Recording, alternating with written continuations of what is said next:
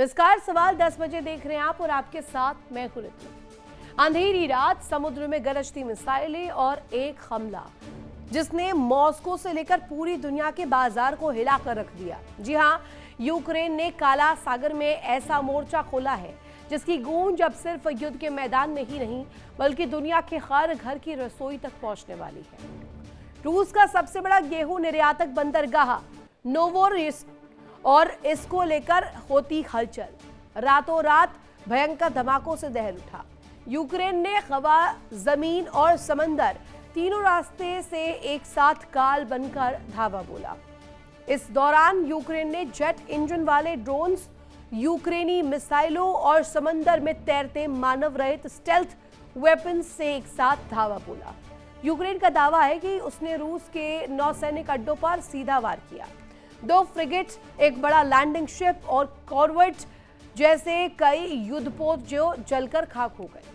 लेकिन सबसे बड़ा प्रहार हुआ रूस के गेहूं के खजाने पर। हमले में रूस के 2 बड़े अनाज टर्मिनल पूरी तरीके से बर्बाद हो गए। वही अनाज टर्मिनल जहां से रूस पूरी दुनिया को गेहूं भेजता है। इस हमले के बाद नोवोरोसिस्क में इमरजेंसी जो है वो लगा दी गई है, पानी की सप्लाई रोक दी गई है। रूस के रक्षा मंत्रालय ने जो आंकड़ा पेश किया है वो हैरान करने वाला है। रूस का दावा है कि उसने एक ही रात में यूक्रेन के 502 ड्रोन्स को आसमान में मार गिराया।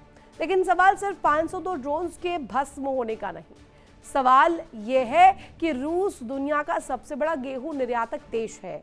उसके मुख्य बंदरगाह का ठप होना सीधे तौर पर ग्लोबल फूड क्राइसिस की घंटी बजा रहा है क्या? अगर समंदर में अनाज से भरे जहाज ज्वलेंगे तो इसकी कीमत पूरी दुनिया के रसोई को चुकानी होगी। ऐसे में सवाल है कि क्या यूक्रेन का ये रणनीतिक दबाव युद्ध की पूरी बाजी पलट देगा या फिर पुतिन अब काला सागर में ऐसा प्रतिरोध और प्रतिशोध करने वाले हैं जिसकी भनक भी ज़ेलेंस्की को नहीं होने वाली है। 502 ड्रोन्स का संहार रूस का पावर शो है या फिर नोवोरोसिस्क में जलते युद्धपोत पुतिन के एयर डिफेंस सिस्टम की बहुत बड़ी नाकामी? गेहूं के सबसे बड़े बंदरगाह का बारूद की बारिश होना, क्या यूक्रेन की ये रणनीति पुतिन की रीढ़ तोड़ेगी या पूरी दुनिया को भयानक ग्लोबल फूड क्राइसिस में धकेल देगी? और इसी को लेकर जो जानकारियां हमने इकट्ठा की वो आपको जल्दी से बता दें। नया वॉर जोन काला सागर बन सकता है क्या? बंदरगाहों पर बारूद बरस रहा है। रूस यूक्रेन के हमलों से तनाव और ज्यादा बढ़ता हुआ नजर आया। साथ ही साथ अनाज जो बाजार है उसमें बड़ा संकट मंडरा रहा है। रूस यूक्रेन युद्ध के और भीषण होने का यहाँ पर पूरा खतरा मंडरा रहा है। रूस के नोवोरोसिस्क पर यूक्रेन का हमला ये अपने आप में इसे और ज्यादा इंस्टिगेट करता है। इसी खबर पर ज्यादा जानकारी के लिए और ज्यादा बातचीत के लिए हमारे साथ खास मेहमान जुड़े हुए हैं। तारुफ करवा दूं आपका, group captain U K Devnath sir हमारे साथ जुड़े हुए, मेजर विराट सर हमारे साथ जुड़े हुए, कुछ ही पलों में डॉक्टर डी के गुप्ता सर भी हमारे साथ होंगे। दोनों का ही स्वागत करना चाहूंगी। यूके देवनाथ सर, 500 ड्रोन्स से काल बरसाई, आग बरसाई, वो सब समझ आता है, लेकिन अब रणनीतिक पैमाने पर यूक्रेन का ये स्टांस जिसमें अब उसने अपने हमलों के लिए टारगेट शिफ्ट कर दिया है। अब टारगेट किसी भी कीमत पर वो ठिकाने नहीं है जहां से रूस किसी भी प्रकार की सैन्य गतिविधि कर रहा है, वो तो एक पार्ट है।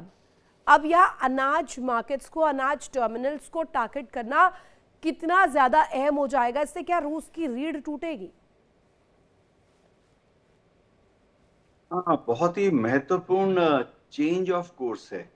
पहले यूक्रेन जो है सिर्फ रूस के मिलिट्री ठिकानों पर, खासतौर से एयरफोर्स जहां पर रखी जाती है उन पर ड्रोन से हमले कर रहा था। लेकिन अब ये देखा जा रहा है कि अब यूक्रेन अपने ड्रोन्स को आस्ते आस्ते रूस के जो इकोनॉमिक इंफ्रास्ट्रक्चर है उसकी तरफ भेज रहा है।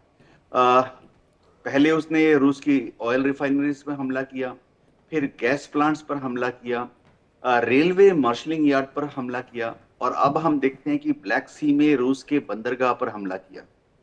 ऐसे हमला करके यूक्रेन कोशिश कर रहा है कि रूस का जो एक्सपोर्ट इंडस्ट्री है उसको चोट पहुंचे। जाहिर बात है, रूस यूक्रेन भी दुनिया भर में बहुत ज्यादा अनाज सप्लाई करते हैं। उभय पक्ष एक दूसरे के ग्रेनरीज पर हमला कर रहा है। उभय पक्ष एक दूसरे के अनाज एक्सपोर्ट्स के जो बंदरगाह हैं, जेटीज हैं, उन पर हमला कर रहा है।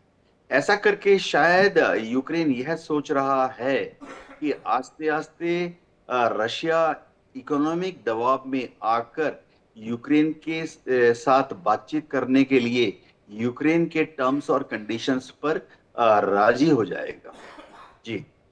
साथ ही मेरे साथ विराट सर भी जुड़े हुए हैं। विराट सर, समंदर में, काला सागर में ये हलचल क्या दिखा रही है, और गेहूं पर वार करके क्या टारगेट पर यूक्रेन ने सिर्फ और सिर्फ रूस को लिया है?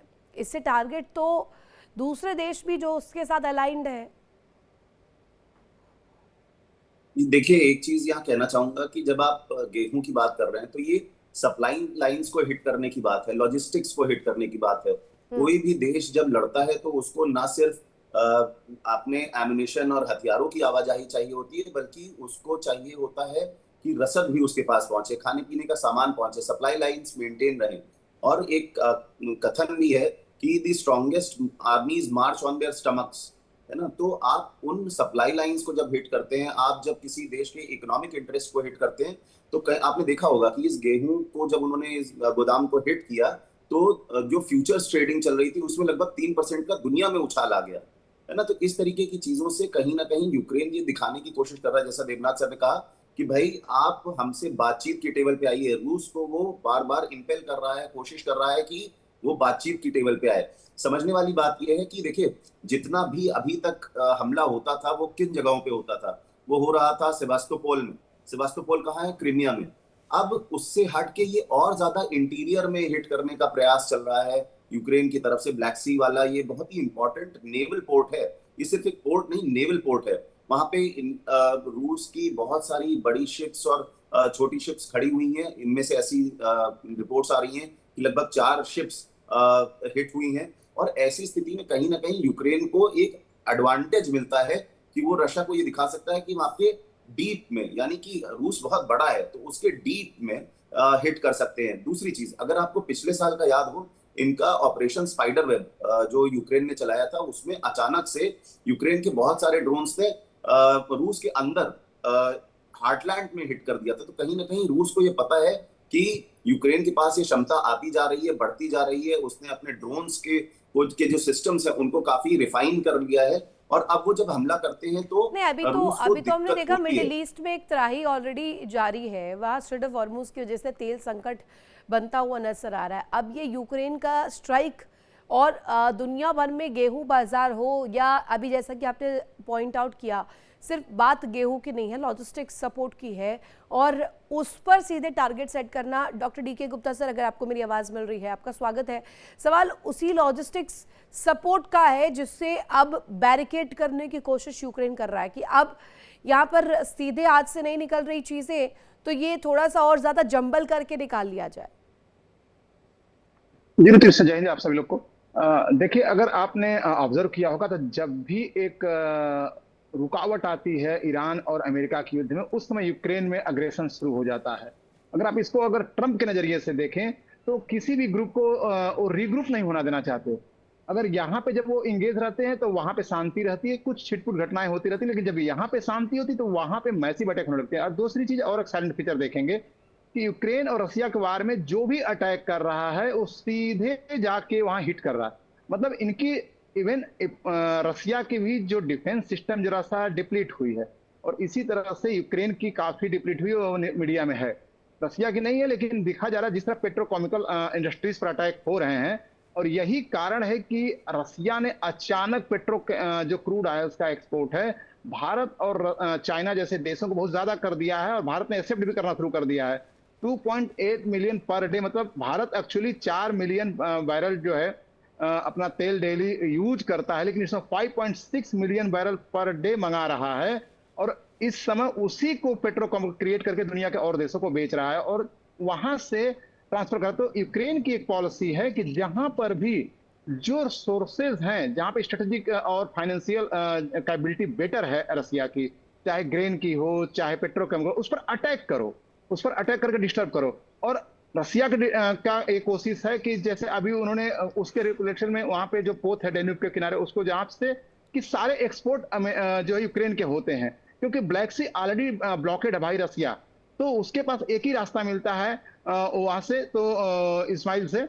तो इस्माइल से जो है वहां पे अटैक करके काफी क्षतिग्रस्त किया ताकि उसका एक्सपोर्ट बंद हो जाए। तो यहाँ पे देखेंगे कि ब्लॉकेड पॉलिसी चल रही है, टॉक एंड फाइट भी चल रही है बातचीत करने का, लेकिन जो इस पूरे स्टीरियो में जो पूरे ड्राइवर सीट पर है, वो जहां पे मिडिल ईस्ट में जरा शांति तो यहाँ पे अटैक कराओ, अगर यहाँ पे जरा सा शांति तो मिडिल ईस्ट पे अटैक कराओ। मतलब being in Washington I can say तो ये स्ट्रैटेजिक अप्रोच हुआ कि नहीं U K Devnath sir? Interchange facilities पर इफेक्ट डलेगा, बिजनेस पर इफेक्ट डलेगा, तो ये तो बहुत अच्छी स्ट्रैटेजी हुई यूक्रेन की फिर।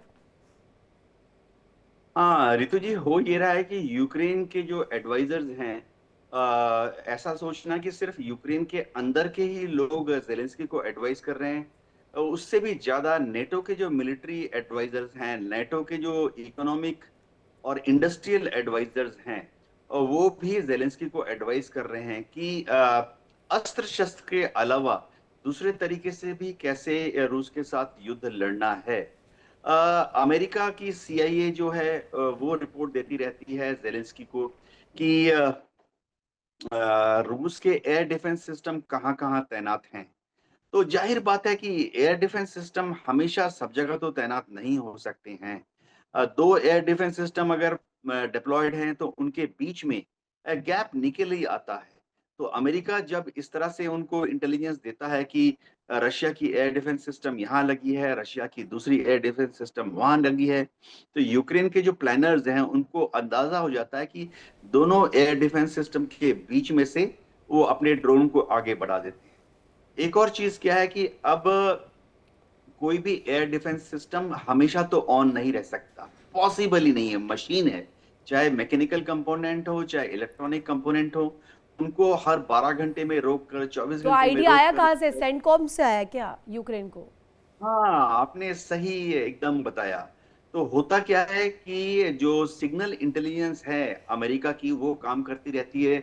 रशिया का कौन सा रेडार किस वक्त स्विच ऑफ किया गया है रिपेयर के लिए, मेंटेनेंस के लिए, और वो खबर उनको तुरंत पता लग जाती है इलेक्ट्रॉनिक सर्विलेंस के द्वारा। और वो क्या करते हैं, तुरंत यूक्रेन को बताते हैं कि फलाने फलाने रूट पर अब वहां एयर डिफेंस सिस्टम का सर्विलेंस रेडार या मिसाइल गाइडेंस रेडार अभी ऑफ किया गया है, शायद मेंटेनेंस के लिए या रिपेयर के लिए, रेक्टिफिकेशन के लिए या अपग्रेडेशन के लिए। तो उसी वक्त यूक्रेन उस गैप से अपने ड्रोन को आगे भेज रहा है। तो ना सिर्फ घंटे टू घंटे इंटेलिजेंस, अब minute to minute intelligence Ukraine को अमेरिका प्रोवाइड करा रहा है। जी, ये भी सही है, समंदर के रास्ते हो या ज़मीन पर हो विराट सर, अब तो हथियारों के बलबूते ये जो जंग है, किसी भी प्रकार की अगर वॉर की कंडीशन बनती है तो उससे ना ही लड़कर के अब इन तरीके के रणनीतिक पैमानों पर लड़ लिया जाए, यही सबसे ज़्यादा अव्वल दर्जे पर माना जा रहा है। हम ईरान अमेरिका की कंडीशन में देख रहे हैं, स्ट्रेट ऑफ हॉर्मुज वो वेपन बना, अब यहाँ पर यूक्रेन भी इस तरीके से सामने आ रहे कि लॉजिस्टिक सपोर्ट्स को ही बंद कर दें, वो ही बैरिकेड कर दें, रूस इसी से टूट जाएगा। जी ऋतु मैम, बिल्कुल ठीक कहा आपने। देखिए ये भी एक एसिमेट्रिक वॉरफेयर है। जैसे मिडिल ईस्ट में एसिमेट्रिक वॉरफेयर चल रहा है, यहाँ भी एसिमेट्रिक वॉरफेयर है। एक बहुत बड़ी महाशक्ति रूस लगा हुआ है एक छोटे देश को हराने में, पर उस छोटे देश को इंटेलिजेंस, उस छोटे देश को लॉजिस्टिक्स, उस छोटे देश को हथियार, सामान, ये सारी चीजें पीछे से सप्लाई हो रही है नेटो की तरफ से, अमेरिका की तरफ से। ऐसी स्थिति में आप ये समझिए कि जब रशिया पुश करता है अपने सैनिकों के साथ आगे, जैसे आप डॉनबास रीजन में देखिए, तो वहां पे लगती है जो यूक्रेनी फोर्सेस, वो क्या करती हैं, इनके ऊपर छोटे छोटे हमले करती हैं, ड्रोन से हमले करती हैं, अनक्रूड सरफेस व्हीकल से हमले करती हैं। ऐसे में क्या होता है पुतिन कि इसमें जो माहिर मनोबल है, आई है बड़ी थिंक फोर्सेस सब वो टूटता है। पुतिन इसे एनालाइज कर पा रहे होंगे, रीड कर पा रहे होंगे कि यूक्रेन करना क्या चाह रहा है। तो इसके लिए ऐसा नहीं कि पुतिन भी काम नहीं कर रहे होंगे या उनकी सिक्योरिटी एजेंसीज इसको नहीं वॉच आउट कर रही होंगी। अब यूक्रेन जो अदना सा देश है, मान लिया जाए कि अमेरिका की तरफ से सपोर्ट भी है, लेकिन रूस को काउंटर करना एक बहुत बड़ा चैलेंज होगा, अगर आप लॉजिस्टिक सपोर्ट को भी रोकना चाहे तो भी। देखिए मैम, आप रोकना तो चाहते ही हैं, रूस सब कैलकुलेशन करता है, पर देखिए जंग में जाने से पहले आप जितने कैलकुलेशन, जितनी स्ट्रैटेजीज बनाते हैं और जब युद्ध लग जाता है तो स्ट्रैटेजीज कहीं ना कहीं फ्रे हो जाती है, बिखर जाती है। आपको नए तरीके से नई चीजों को सोचना पड़ता है, इम्प्रोवाइज करना पड़ता है उसी जगह। और वही इम्प्रोवाइजेशन यूक्रेन ने किया है इन टर्म्स ऑफ ड्रोन्स, और रूस ने किया है कि भाई उसके पास बहुत बड़े बड़े आर्टिलरी पीसेज है, बहुत बड़ी शिप्स हैं। पर ये एसिमेट्रिक वॉरफेयर है, एक तरीके का छोटा गोरिल्ला वॉर मानिए, कि आपके पास बड़े हथियार सामान तो है, पर उसपे एक छोटा देश छोटे छोटे हथियारों से आपको हरास करता है, तंग करता है, आपके गेहूं के भंडार पे हमला कर देता है, आपकी ऑयल फैसिलिटीज पे हमला कर देता है, आपकी उन जगहों पे हमला कर देता है जहां पे आपके बहुत दूर डीप इन दी हार्टलैंड जो रूस के जो लॉजिस्टिक स्टोर्स है उन पे हमला कर देता है। तो कहीं ना कहीं दिक्कतें बढ़ती हैं रूस के लिए। पर हाँ, ये मानना पड़ेगा कि रूस ने भी अपनी जो अब जरा बात उन देशों की कर लेते हैं उसको जो आयात करते हैं रूसी गेहूं का या इस सपोर्ट का, जिस भी प्रकार की अगर देखा जाए तस्वीर इंपोर्ट और एक्सपोर्ट हब के तौर पर भी अगर रूस को हम देखें, तो डीके गुप्ता सर, उन कंट्रीज पर क्या असर पड़ेगा जो अगर कहा जाए 20% 50% आयात कर रहे हैं रूस से? जी देखिए, अभी मुझे लगता है कोई ज्यादा इम्पैक्ट नहीं पड़ेगा। देखिए, उनका एक अटैक हुआ है, उसके बाद रशियन इंटेलिजेंस और रशियन स्ट्रेटेजिक फोर्स बिल्कुल संभाल लेगी उसको, और इतना बड़ा सी चेंज नहीं हुआ है जिसकी वजह से कोई डिस्टर्बेंस आए मार्केट में। हालांकि मार्केट जरा सा स्पेकुलेशन का होता है, जरा सा आगे पीछे मार्केट जाएगी, लेकिन मुझे लगता नहीं, क्योंकि इन सब चीजों पर बिल्कुल नजर है रशिया की। और रशिया, मैं बता दूं कि जिस तरह से डिफेंस सिस्टम प्रोवाइड नहीं किया जा रहा है अमेरिका और यूरोपियन देश के द्वारा यूक्रेन को, मुझे लगता है आने वाले विंटर में मैसिव अटैक होने वाले हैं रशिया की तरफ से। बैलिस्टिक मिसाइल का प्रोडक्शन बहुत जोरों से चल रहा है रशिया के अंदर, जो कि डीप यूक्रेन के अंदर करेंगे। मुझे लगता है क्यू पर बार बार अटैक किया जाए, पहले क्यू को कमजोर करो, उसके बाद वहां तक इनकी सेना पहुंचेगी। और ये सब जो गेहूं का मार्केट है, और जो इन्होंने, हाँ, रशिया जरूर अच्छा अटैक किया है उनके पोर्ट पे, वो पोर्ट से काफी नुकसान हुआ है, और कम से कम आने वाले 10 दिन तक वहां से कोई एक्टिविटी नहीं होगी। अगर 2-4 अटैक भविष्य में और कर देता है तो उनका जो है एक एक्सपोर्ट का एक जो जरिया था वो डिस्टर्ब हो जाएगा। लेकिन यहाँ पे इंगेज नहीं कर रहा, रसिया इंगेज नहीं कर रहा है यूक्रेन को। यूक्रेन रसिया को इंगेज करने की कोशिश करता है, वो स्ट्रेटेजिकली अंदर जा रहा है, 20% कब्जा ऑलरेडी कर चुका है, और जरा सा भी एडवांस उसका एडिशनल एडवांटेज होगा। तो इससे यहाँ पे रसिया के लिए कोई इश्यू नहीं है। हाँ, रसिया ने एक बात बहुत क्लियर कर दी है कि नाटो का सदस्य नहीं बनोगे, और उसके बाद जो है मेरी जो जमीन मैंने ले लिया, उसके बाद कोई बात करना तो करो, और वहीं पे ट्रंप लाके एक दिन बैठाएंगे, और यहीं पे होगा। जैसे कि वर्ल्ड वार 2 के बाद विश्व के बड़े बड़े देश जो है चर्चिल वगैरह ने नक्शे बदल दिए यूरोप और इसके। एक बार और यही सवाल मैं यूके देवनाथ सर से करना चाहूंगी। U K Devnath sir, Volodymyr Zelensky कितने सीजन्ड है, क्या वो इसे रीड कर पा रहे होंगे? क्योंकि अभी बारूद के ढेर पर खुद यूक्रेन टिका हुआ है, और खुद उसमें सिर्फ और सिर्फ अगर शहर शहर की बात करें तो बारूद ही बारूद और मलबा ही मलबा दिखाई दे रहा है। तो उस कंडीशन में क्या जेलेंस्की को ये सुध आई कि इस तरीके से ये टारगेट आप नए तरीके से नए कोर्स के साथ करिए, या ये भी कहीं और से प्रायोजित है? हो ये रहा है कि राष्ट्रपति जेलेंस्की में मैं क्लियरली देख रहा हूं कि दूरदर्शिता का अभाव है। उनका लक्ष्य क्या है? उनका लक्ष्य क्लियर नहीं है। अगर उनका लक्ष्य ये था कि नेटो को ज्वाइन करना है, उनको नेटो नहीं ज्वाइन करने दिया गया है, इतने साल हो गए हैं। अगर उनका लक्ष्य ये था कि डॉनबास का एरिया, क्राइमिया को वापस युद्ध लड़के वापस लेना है, तो ये तो उनको पता होना चाहिए। अपनी मिलिट्री एडवाइजर से बात कर सकते थे 5 साल पहले भी, कि युद्ध लड़के वो डॉनबास का एरिया, क्राइमिया वापस नहीं ले सकते हैं। रशियन आर्मी काफी मजबूत है। तीसरी बात है, उनका लक्ष्य क्या है? मेरे ख्याल से वो थोड़ा सेल्फिश हैं। अगर वो सेल्फिश नहीं होते तो अभी तक उन्होंने रूस के साथ बात कर ली होती और एक बीच का रास्ता अख्तियार कर लिया होता। लेकिन वो सेल्फिश कैसे हैं? सेल्फिश इसलिए हैं कि उनको मालूम है कि रूस के साथ अगर बात कर ली और थोड़ा बीच का रास्ता ले लिया, उसका मतलब है कि थोड़ा सा सरेंडर कर दिया, थोड़ा सा इलाका दोनेत्स्क, लुहांस्क, ज़ैपोरिज़िया, खेरसोन से, तो फिर अगला इलेक्शन जेलेंस्की और उनकी पॉलिटिकल पार्टी हार सकती है। इस सेल्फिशनेस की वजह से ही वो अमेरिका के झांसे में आकर नेटो देशों से हथियार लेकर ये युद्ध लड़ रहे हैं। ये युद्ध यूक्रेन तो कभी जीत ही नहीं सकता, इसमें तो कोई दो राय है ही नहीं। और ये युद्ध रूस कभी हार ही नहीं सकता, इसमें भी कोई दो राय नहीं है। तो जेलेंस्की ये युद्ध कब तक बोरोड यानी उधार के लिए हुए वेपन सिस्टम से लड़ेंगे? रितु जी, मैं बता दूं, ये जो इतने हथियार नेटो कंट्रीज दे रही हैं, अमेरिका दे रहे हैं यूक्रेन को, वो सारे उधार के हैं। अगले 10 20 30 40 99 ईयर्स तक यूक्रेन इन पैसे को चुकाता रहेगा अमेरिका को। हम्म। जी। इसी पर विराट सर, कहा जाता है समुद्र से एक लोटा पानी निकाल भी लीजिए तो क्या ही असर पड़ेगा। अगर रूस के साथ इस तरीके की कोई हिमाकत यूक्रेन कर भी रहा है तो भी ऐसा कोई ग्राउंड पर कंडीशन बन सकता है क्या? और पुतिन तो वैसे भी सबसे ज़्यादा सीजन्ड पॉलिटिकल चेहरे के रूप में पूरी दुनिया भर में माने जाते हैं, और रूस की पूरी इकोनॉमी अगर कहा जाए इतने सालों से पूरा एक्सपीरियंस है, मॉस्को में क्या चल रहा होगा अभी?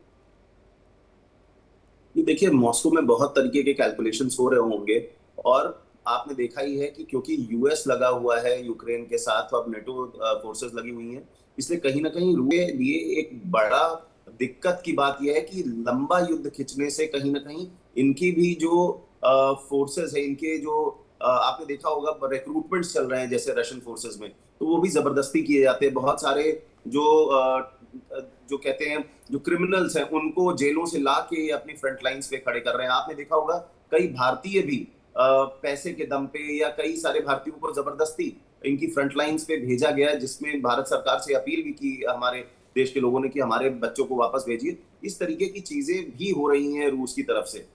वॉर ऑफ एट्रिशन बन गया है, ये सीधी लड़ाई नहीं है। सीधी लड़ाई में आप लड़ते हैं और आगे बढ़ते हैं या पीछे हटते हैं। ये वॉर ऑफ एट्रिशन बन गया है, आप एक जगह पे स्टक है। 20% आपने जो जमीन है रूस ने वो कब्जा ली है यूक्रेन की, ये बात सच है। पर तो क्या आगे फर्क बढ़ना पड़ता है? कहीं फर्क क्या पड़ता है रूस को? अगर नेटो के साथ भी आ जाए यूक्रेन, नेटो के साथ भी आकर के भी क्या वो उस हिसाब का उस क्वालिटी या उस क्वांटिटी को ग्रैस्प कर पाएगा रूस के साथ काउंटर करने का, अगर आ भी जाता है तो? मैम लॉन्ग टर्म में देखने वाली बात यह है कि रूस के जो राष्ट्रपति हैं वो भी बूढ़े हो रहे हैं धीरे धीरे, है ना। आपको इंडिविजुअली भी देखना पड़ेगा कि लड़ कौन रहा है, तो वो भी बूढ़े हो रहे हैं, थकावट होती है। आप इंडिविजुअली अगर आप इतने बड़े युद्ध में इन्वॉल्व है 4 साल से, आप खुद सोचिए किसी से लड़ाई हो जाती है कितना स्ट्रेस होता है। तो ये सारे स्ट्रेसेस कहीं ना कहीं इकोनॉमी को भी ओवर स्ट्रेच करते हैं, आपकी जो सप्लाई लाइंस है उनको स्ट्रेच करते हैं। लोगों के मन में दहशत बैठती है कि भाई अचानक से हमला हो गया, 4 लोग मर गए। सिर्फ नोवोरोसिस्क पे आपने जब हमला किया तो सिर्फ आपने गेहूं के ठिकानों पे हमला नहीं किया है, आपने वहां पे जो लोगों जो शांति से बैठे हुए थे, जिनको लग रहा था कि यहाँ हमला नहीं हो सकता, उनके ऊपर भी उनकी मानसिकता पे हमला किया है। ऐसे में कहीं ना कहीं साइकोलॉजिकल वॉरफेयर भी बनता है और थकावट होती है। जो लीडर लीड कर रहा होता है, हिटलर ने इतने समय तक लीड किया जर्मनी को युद्ध में, सपोर्ट के नाम पर थक अगर गया था कहे, वो। सपोर्ट के नाम पर अगर कहे तो यूक्रेन में ज्यादा सपोर्ट मिल रहा होगा जेलेंस्की को या पुतिन को? देखिए, ये थोड़ा सा कठिन सवाल है। रूस क्योंकि रिसोर्सेज में बहुत बड़ा देश है, जैसे कि देवनाथ सर ने कहा, बहुत बड़ा नहीं, देश है। एज अ पॉलिटिशियन, क्योंकि गद्दी भी बचानी है, सिर्फ जंग थोड़ी लड़नी है। देखिए, जेलेंस्की को सपोर्ट ज्यादा है, इसमें कहीं कोई शक नहीं है। क्यों? क्योंकि उसके पास नेटो के कई सारे देशों के राष्ट्राध्यक्ष खड़े हैं, कनाडा तक मदद कर रहा है यूक्रेन की, आप समझ सकते हैं। यूके मदद कर रहा है बहुत ही जबरदस्त तरीके से। तो ये सब देश मदद कर रहा है। रूस के पास चाइना है एक चालाक बिल्ली की तरीके से, जो इधर की भी रोटी तोड़ के खा लेता है, उधर की रोटी भी तोड़ के खा लेता है। और फिर नॉर्थ कोरिया जैसा देश जो उनसे कह रहा है कि टेक्नोलॉजी ट्रांसफर करो। तो बहुत सारी चीजों में डीलिंग वीलिंग हो रही है, आपको समझना पड़ेगा। और दूसरी चीज, इंडिविजुअल के तौर पे रूसी राष्ट्रपति के ऊपर स्ट्रेस बहुत होगा। लोग जो आप कह रहे हैं कितने मदद करने आ रहे हैं, तो एक्सेप्टेंस की बात सबसे ज्यादा इंपॉर्टेंट हो जाती है। डीके गुप्ता सर, अगर मैं आपसे यही सेम क्वेश्चन पूछूं एक्सेप्टेंस के लिहाज से कि जेलेंस्की को कितना एक्सेप्ट करेगी वहां की आवाम, जनता कितना एक्सेप्ट करेगी, उनके फैसलों को कैसे लिया जा रहा है, और रूस जो अभी इस पूरी तस्वीर में अभी तक एक एड्ज लेता हुआ नजर आया है, और जैसा कि अभी यूके देवनाथ सर ने कहा भी कि ये जंग हो ही नहीं सकता कि यूक्रेन जीते, ये हमारे ऑलरेडी मनोदशा में चल रहा है। ऐसे कंडीशन में सपोर्ट और एक्सेप्टेंस कैसे मिल रहा होगा वहां की आवाम से? जी तो देखिए, एक चीज बिल्कुल क्लियर है कि जेलेंस्की को कोई एक्सेप्टेंस पूरे यूक्रेन के अंदर नहीं है। उनकी वही हालत है जो आईआरजीसी की हालत है, जिसको एक्सेप्टेंस नहीं है लेकिन उसके पास एक पावर है। इसी तरह से एक बंच ऑफ पीपल से घिरे हुए हैं जेलेंस्की। और मैं बता दूं कि देखिए, जैसे बेंथम ने अपनी किताब में लिखा था कि खुशियां 2 प्रकार की होती हैं। एक किसी व्यक्ति को जमीन पे गिरा हुआ उसको उठा के अस्पताल पहुंचाना, एक जो सुअर के द्वारा मैला खाना। खुशियां दोनों को होती है कि दोनों का पेट भी भरता है, लेकिन उसका एक फीलिंग अलग होती है। तो यहाँ पे जो नाटो या अमेरिका, देखिए अमेरिका मैं बता दूं आपको स्ट्रेटेजिकली बिल्कुल हेल्प नहीं कर रहा यूक्रेन का। अगर हेल्प करता तो इस युद्ध का रूप कुछ और होता। वो एक पैट्रियट मिसाइल का सप्लाई नहीं कर रहा है और वो ऐसे माहौल क्रिएट करता है जिसपे रशिया अग्रेसिव रहे। तो बिल्कुल अटैक नहीं कर रहा, जो भी सपोर्ट कर रहा है यूक्रेन को उसका बराबर हिसाब ले रहा है, जैसे कि रेयर अर्थ के बारे में और सारी एनर्जी में उसे 20 साल 30 साल का उसने समझौता किया है, और जो भी हथियार दे रहा है उसका। तो यहाँ पे एक्सेप्टेंस नहीं है। यूरोपियन यूनियन एक अपने स्वार्थ के लिए यूक्रेन को यूज कर रहे हैं। अगर भावनात्मक ढंग से लगे होते तो शायद इस युद्ध की रूपरेखा और होती, लेकिन वो केवल उतना ही कैलकुलेशन ढंग से अप्रोच कर रहे हैं जिससे कि उनके पास आंच नहीं आए और उनकी इकोनॉमी डिस्टर्ब ना हो। जी ऋतु। यूके देवनाथ सर, एक्सेप्टेंस की बात हो गई, अब बात आती है कॉम्बैट पावर की। तो यहाँ जंग के मुहाने पर जंगी मैदान में कॉम्बैट शक्ति कितनी ज़्यादा इंपॉर्टेंट हो जाती है, क्योंकि ये सारे रणनीतिक पैमाने पर तो हम देख रहे हैं कि यूक्रेन तमाम चालें चल रहा है, उससे कोई लेना देना रूस को है नहीं। उसने 3-4 शहरों को अपने कब्जे में ऑलरेडी कर लिया है। रूस जब चाहे वो ऐसी फोर्स लगा सकता है, यूक्रेन को कैप्चर कर सकता है, बट वो भी शायद इस पूरी लड़ाई को स्ट्रेच करना चाह रहा है। हाँ, हो ये रहा है कि यूक्रेन के पास अस्त्र शस्त्रों की कमी होती है, लेकिन तुरंत नेटो देश उसकी भरपाई कर देते हैं। देखिए, जब ये युद्ध चालू हुआ था तब आकलन ये था कि यूक्रेन के पास महज 15 दिन के लिए गोला बारूद है, यानी यूक्रेन के टैंक तो मिसाइलें 15 दिन में खत्म हो जाएंगी। तो रशिया ने यानी क्रेमलिन ने यह युद्ध शुरू ही ऐसा सोच के किया था कि 15 दिन में यूक्रेन के गोला बारूद खत्म हो जाएंगे, मिसाइलें खत्म हो जाएंगी और फिर यूक्रेन घुटने टेक देने के लिए राजी हो जाएगा। लेकिन रशिया ने कभी भी इस चीज का आकलन नहीं किया उस वक्त कि तुरंत पोलैंड के रास्ते से नेटो देश अमेरिका पुश कर देंगे इतनी बड़ी तादाद में गोला बारूद की। ऐसा कई युद्धों में देखा जाता है कि टैंक हैं लेकिन गोला नहीं है, लॉन्चर है लेकिन मिसाइल नहीं है, तोप है लेकिन तोप का जो गोला है वो नहीं है। यूक्रेन को इस तरह की दुविधा से नेटो देशों ने तुरंत बचा लिया, क्योंकि नेटो ने रूस के खिलाफ लड़ने के लिए जो 6 महीने के गोला बारूद का स्टॉक है उसको डाइवर्ट कर दिया पोलैंड के रास्ते से यूक्रेन को। पोलैंड से एक रेल लाइन चलती है जो कि वार्सा से आके पश्चिमी यूक्रेन में एक शहर है लवीव। वो रेल लाइन दिन रात काम किया, एक दिन में 10-10 ट्रेन गोला बारूद भरकर नेटो देशों से लवीव तक आते थे, फिर लवीव से वो लदकर आगे फ्रंट लाइन तक गोला बारूद जाता था। आश्चर्य की बात है कि रशियन एयरफोर्स ने अब नाना कारणों से ये जो रेल लाइन है जो कि नेटो देश से वार्सा से चलकर कुल मिलाकर रेल लाइन टारगेट पर है, कुल मिलाकर लॉजिस्टिक्स टारगेट पर है, कुल मिलाकर नेटो का सपोर्ट मिल रहा है, उन कंट्रीज का बैकअप मिल रहा है। लेकिन विराट सर, इसमें सबसे क्रूशल और सबसे इम्पोर्टेंट अगर मैं पूछूं तो भारत का इसमें रोल क्या रहेगा? भारत किस तरफ से तस्वीर या कोई ऐसा रुक सकता है? यहाँ पर भारत का स्टांस क्या रहेगा? ये ऋतु जी, भारत का तो हमेशा से पिछले 70-75 साल में एक ही स्टैंड रहा है कि युद्ध नहीं होना चाहिए, किसी भी सभी पक्षों को शांति चल रही है पर 4 साल से युद्ध करनी चाहिए। जी, तो हम यही कहते रहे। हमारा इसमें और स्टैंड ये नहीं है कि हम किसी का सपोर्ट करते। देखिए, रूस ने हमारी मदद करी है, हर युद्ध में मदद करी, हमारे साथ खड़े हुए, पर भारत उनको बता के रखता है कि भाई हमारी भी अपनी प्रॉब्लम्स है, हमारी अपनी लिमिटेशंस है, हम आपको मदद डायरेक्टली नहीं कर सकते। पर भारत, देखिए, चाहे आपने अभी गेहूं की बात करी, ये जो गेहूं के एक्सपोर्ट्स हैं रूस के, ये भी भारत को इम्पैक्ट नहीं करते। क्यों? क्योंकि ये जाता है सब मिडिल ईस्ट में, ये जाता है अफ्रीका में, तो हमें इससे प्रभावित नहीं होते। यूक्रेन को भी भारत कहता है कि भाई शांति से आप अपना बातचीत का रास्ता निकालिए। तो हमारा कोई इसके इतर स्टैंड नहीं है जो अभी तक विराट सर, और ये समंदर से उठती हुई आग जो है आगे कैसे बढ़ती है देखने वाली बात होगी। आप तीनों का ही बहुत शुक्रिया ज्वाइन करने के लिए, कीमती समय देने के लिए। और यहाँ पर रूस यूक्रेन का जो ये युद्ध है बदस्तूर जारी है। अब स्थिति क्या बनने वाली है इसको लेकर के आंकलन भी किया जा रहा है, लेकिन एक डिटेल हमने इकट्ठा की वो भी आपको जल्दी से दिखा देते हैं। आपको नजर आ रहा होगा यहाँ पे यूक्रेन और दूसरी तरफ रूस का ये बॉर्डर सटता हुआ, और ये नोवोरोसिस्क जो एरिया है जिस पर अगर कहा जाए अनाज भंडार को जहाँ टारगेट किया गया, ये सबसे ज्यादा अहम क्यों हो जाता है। एक तो बॉर्डर क्षेत्र से सटता हुआ, दूसरा ये पोर्ट है, नेवल पोर्ट होने की वजह से ये सबसे ज्यादा टारगेट पर रहा।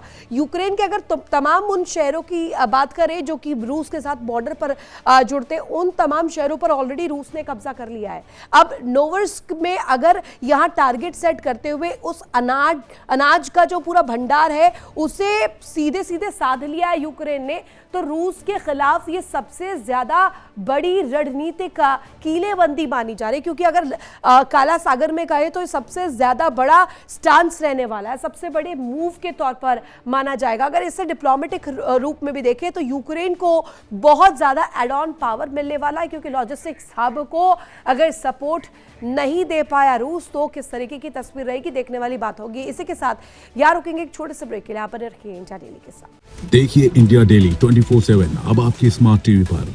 इंडिया डेली मौजूद है सभी डिजिटल प्लेटफॉर्म पर लाइव और लगातार। इंडिया डेली 24/7 हर दिन राष्ट्र को समर्पित।